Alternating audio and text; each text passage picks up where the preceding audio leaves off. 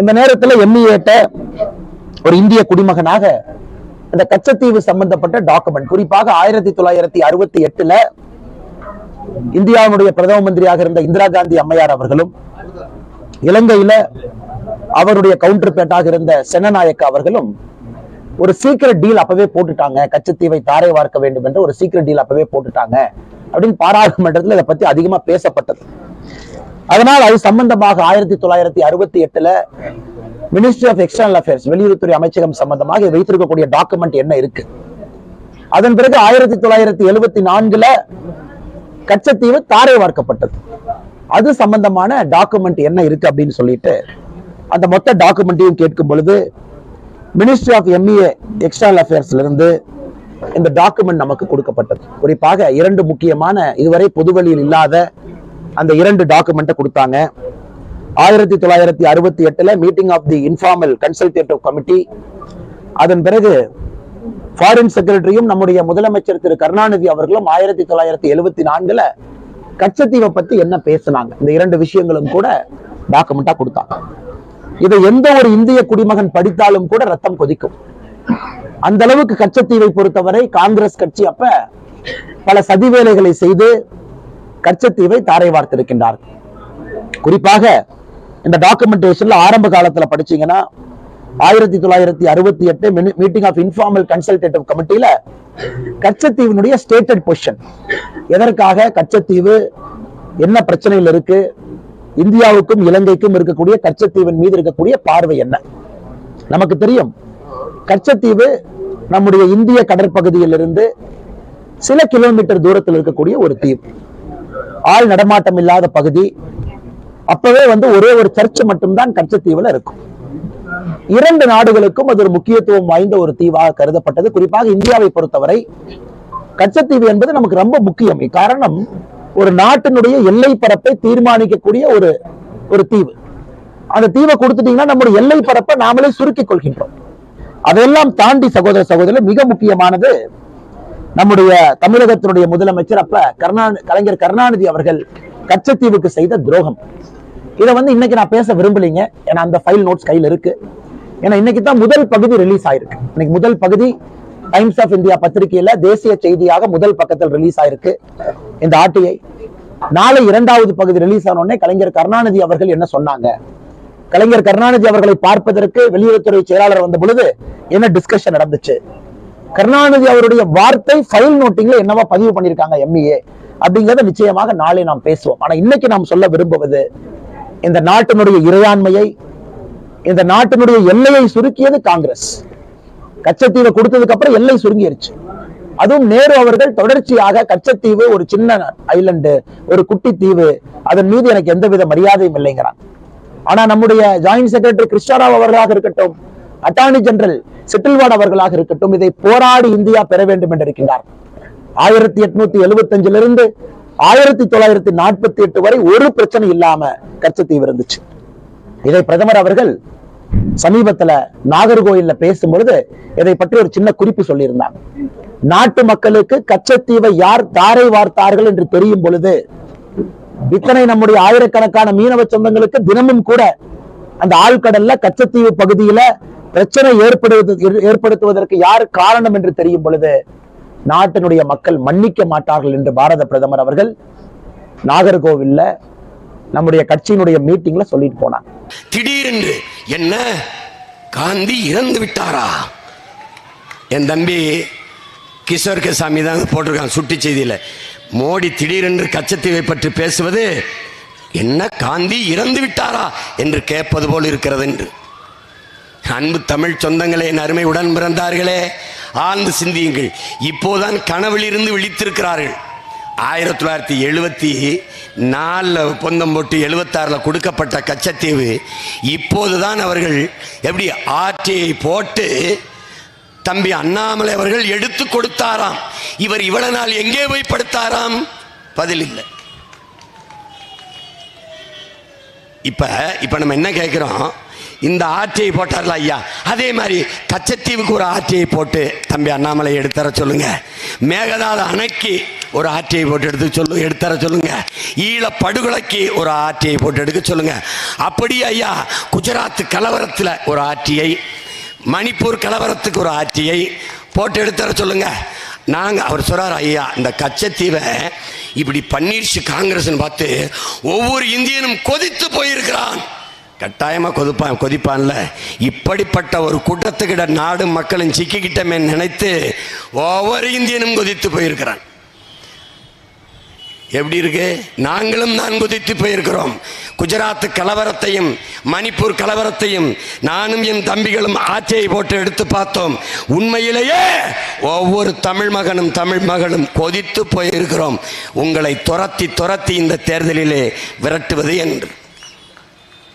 என்ன கொடுமை பாருங்க. இத்தனை காலம் கழித்து இப்போது கச்சத்தீவை பற்றி பேசுகிறார்கள். 10 ஆண்டு காலம் பலமுறை வந்தார். 840 மீனவன் கொல்லப்பட்டிருக்கிறான். அப்போது வராத கச்சத்தீவின் பற்று தாமரை கடற்தாமரை மாநாடு போட்டார்கள். அப்போது வராத பற்று இப்போது வருகிறது. எப்போது? இன்னும் 10 நாளில் தேர்தல் வாக்குப்பதிவு வருகிறது. காரணம், இந்த எளிய மகன்தான். கச்சத்தீவு பரப்புரை தொடங்கிய நாளிலிருந்து தொடர்ச்சியாக கச்சத்தீவை பற்றி பேசுகிறான் சீமான். அது தேர்தலில் ஒரு பெரிய ஒரு பொருளாக பேசப்படுகிறது. அதனால் நாமும் அதை பேசுவோம். என்னைய பிஜேபியின் பி டீம் சொன்ன பெருமக்களே, நல்லா கவனிங்க. என்னோட பி டீம் தான் பிஜேபி என்பதை நீங்கள் நன்கு கவனித்து வைத்துக் கொள்ள வேண்டும். நான் வேல் வேல் வெற்றிவேல் என்று முருகன் என் முப்பாட்டன் என்று தூக்கினேன். ஏனென்றால் சிவனை பாட 63 நாயன்மார்கள், தேவாரம், திருவாசகம் இதெல்லாம் இருந்தது. என் பாட்டனுக்கு ஒன்றுமில்லை. என்னுடைய தமிழ்துறை பேராசிரியர் தோ பரமசிவம் அவர்களுடைய மாணவன் நான். எனக்கு கற்பித்தது சிவனுக்கு மூத்தவனடா முருகன். சிவன் காலம் வேறு, முருகன் காலம் வேறு என்னை படிப்பித்தார். அந்த முருகன் மார்க்கெட்டிழந்த நடிகன் போல இருந்தான். திருமுருகாற்றுப்படை நக்கீர பெருமகனார் பாடியதை தவிர வேறு பாக்கள் இல்லை. வந்தான் அருணகிரிநாதன், ஐயோ என் பாட்டன் எவனும் பாடாது அவனை மறந்து போகிறார்கள் என்று பாடினான் திருப்புகழ், பக்தி திருமுத்து திருநகை என்று. அப்போதான் என் பாட்டன் முருகனா தமிழ் இறையா என்று எல்லோரும் தேடினான். மங்கினான் ஐயப்பனுக்கு திருப்பதிக்கு இருந்த புகழில் இருந்து மங்கினான். எழுந்தேன் அவன் பேரன். வேல் வேல் வெற்றிவேல் முருகன் எனது முப்பாட்டன், திருமுருக பெருவிழா என்று வேலை தூக்கி கிளம்பினேன். பார்த்தான் பிஜேபி. எதற்கு எப்படி தனி மனிதனாக 7 விழுக்காடு வாக்கை எப்படி தொட்டான்? முருகனை தொட்டான். நீனும் தொடு. வேலுநாச்சியாரை பற்றி பேசுகிறான், நீனும் பேசு. தீரன் சின்னமலை பேசுகிறான், நீனும் பேசு. உண்மையிலே பேரம் பேசுறதுக்கு நீ சோரம் பேசுறதுக்கு வித்தியாசம் இல்லையா? நீ பேசுன மறுபடி பார்த்தான், என்ன பேசுறான்? ஈழத்தை பேசுகிறான், நீனும் போய் பேசு. உண்மைக்கும் பொய்க்கும் நிறைய இடைவெளி இருக்குல்ல, எடுவல்ல. கடைசி அப்ப என்ன பண்ணலாம்? என் மண் என் மக்கள் தமிழ் தேசியம்னு பேசுறான். தம்பி அண்ணாமலை என்னுடைய தம்பி, நான் தான் உள்ள அடிச்சு வச்சிருக்கேன் ஸ்லீப்பர் செல்லா. இங்கிருந்து எனக்கு லட்சக்கணக்கான தம்பிகள் வேலை செய்கிறாங்க. உள்ளே இருந்து ஒரே ஒரு தம்பி எனக்காக வேலை செஞ்சு என்னை ஒவ்வொரு விதமையும் உலக புகழ் பெற வைத்துக் கொண்டிருக்கிறான். ஏன்னா ஒரே ரத்தம், 2 பேருக்கு தமிழ் தாய் ரத்தம். அதில் நாங்கள் 2 பேரும் ஒரே தாட்ஸில் பயணிக்கிறோம். அப்படி அங்கே இருந்துக்கிட்டு என் மண் என் மக்கள், இது என்ன அரசியல்? என் மண் என் மக்கள் என் மண் வைத்து கர்நாடகாவில் நடந்தால் இந்தியாவை குறிக்குது, பீகாரில் நடந்தால் இந்தியாவை குறிக்குது, குஜராத்தில் நடந்தால் இந்தியாவை குறிக்குது, தமிழ்நாட்டில் நடந்தால் நான் வைத்த தமிழ் தேசிய அரசியலை குறிக்குது. என் மண் என் மக்கள். இப்போ யாருக்கு வேலை செய்கிறாரு பாருங்க. இப்போ எனக்காக கஷ்டப்பட்டு ஓட்டு கேட்டுக்கிட்டு இருக்கா. அப்படி திருப்பி எங்க ஐயா எடப்பாடி திராவிட கொள்கை, அண்ணா திராவிடம், அனைத்து இந்திய அண்ணா எல்லாத்தையும் தூக்கி போட்டு எனக்கு வேலை செய்கிறாரு பாருங்க. தமிழர் உரிமை மீட்போம், தமிழ்நாட்டை காப்போம். அதான் நான் 15 வருஷமா பேசிட்டு இருக்கிற அரசியல், தமிழ் தேச அரசியல். இதுதான் அம்மையார் கனிமொழி. தமிழுக்கும் தமிழருக்கும் யார் உண்மையிலே பாடுபடுகிறாரோ அவருக்கு வாக்கு செலுத்துங்கள். அது எனக்கு தான் தெரியுதா உங்களுக்கு? எல்லா கட்சியிலையும் நான் எனக்கு ஆள் வச்சிருக்கேன். இப்ப தெரியுதா? அதனால ஐயா ஐயா மோடி ஐயா, என் தம்பி எனக்கு வேலை செய்யறாருங்கிறத நீங்க கவனத்தில் வச்சுக்கிட்டு வேலை செய்யுங்க. நீங்க கச்சத்தீவை மீட்டுருவீங்களோ? நாங்கள் நம்பிடுவோம்ல. நம்பிடுவோம் இல்லையா? எப்படி இந்த 2 கோடி பேருக்கு வேலை நம்பணும், தந்துட்டீங்க. 15 லட்சம் ரூபாய் ஒவ்வொருத்தருடைய வங்கி கணக்குலையும் போடுவேன், நம்பணும், போட்டீங்க. இன்னும் செலவழிச்சு முடியல, போட்டீங்க, செலவழிச்சு முடியல. பணம் செல்லாது, ஐயோ கருப்பு பணம் ஒளிந்து விடும், ஊழல் ஒளிந்து விடும், பயங்கரவாதம் ஒளிந்து விடும், நம்பினோம், ஒளிஞ்சிருச்சு. நீங்க என்னைக்கு கருப்பு பணம் செல்லாது தீவிரவாதம் ஒளிமினீங்களோ சரியா 40 நாள்ல போட்டு தள்ளிட்டான். புல்வாமா மாவட்டத்தில் ஒளிஞ்ச பாடு இல்லை, 40 பேர் செத்த பாடாயிருச்சு, கதை முடிஞ்சு. அதுக்கப்புறம் 50 நாட்கள் பொறுத்து கொள்ளுங்கள், உங்களை சொர்க்கத்தில் கொண்டு வைக்கிறேன் என்று பல என் சொந்தக்காரம்பரம் செத்து அவனா சொர்க்கத்துக்கு போனானே ஒழிய நீங்க வச்ச பாடு இல்லை. கேஷ்லெஸ் எக்கனாமிங்க. எஸ்பிஐ பேங்க்ல ஒரு வங்கியில காசு இல்லை, தலையில கை வச்சு எப்படி படுத்தாரு, அப்பா ஒரு வங்கியில பணம் இல்லை, கேஷ்லெஸ் எக்கனாமி ஓவர். எப்படி இருக்கு?